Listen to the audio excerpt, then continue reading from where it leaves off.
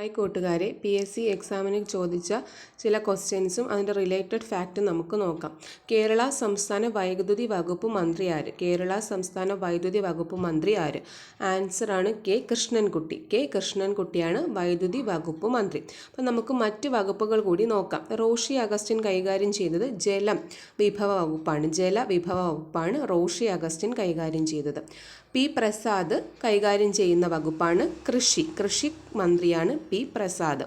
P Rajeev നിയമം വ്യവസായം കയർ. അപ്പം റോഷൻ അഗസ്റ്റിൻ എന്താണ്? ജലവിഭവ വകുപ്പ് മന്ത്രിയാണ്. പി പ്രസാദ് കൃഷി മന്ത്രിയാണ്. കെ കൃഷ്ണൻകുട്ടി വൈദ്യുതി വകുപ്പ് മന്ത്രിയാണ്. പി രാജീവ് നിയമം വ്യവസായം കയർ.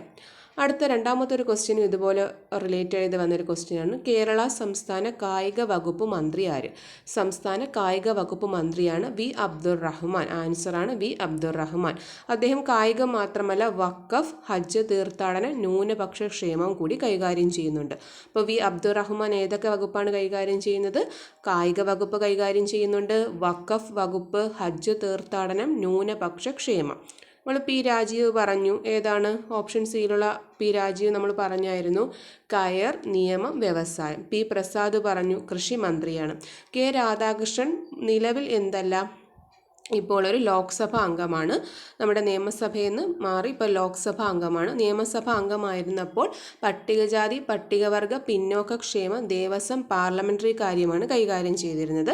ഇപ്പോൾ ആ വകുപ്പ് കൈകാര്യം ചെയ്യുന്നത് ആരാണ്? OR കേളുവാണ് കൈകാര്യം ചെയ്യുന്നത്.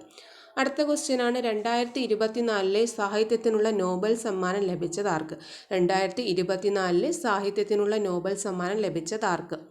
ആൻസർ എന്ന് പറയുന്നത് ഓപ്ഷൻ സി ഹാൻകാങ് ആണ്. ഹാൻകാങ് അവരെന്ന് പറയുന്ന ആരാണ്? ദക്ഷിണ കൊറിയൻകാരിയാണ്. അപ്പോൾ ദക്ഷിണ കൊറിയൻ എഴുത്തുകാരിയായ ഹാൻകാങ്ങിനാണ് 2024 സാഹിത്യത്തിനുള്ള നോബൽ പ്രൈസ് കിട്ടിയത്.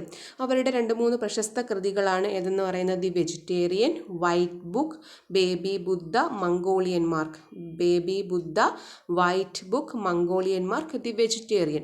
ദി വെജിറ്റേറിയൻ എന്ന് പറയുന്നത് ഇവരുടെ ഒരു പ്രശസ്തമായ കൃതിയാണ്.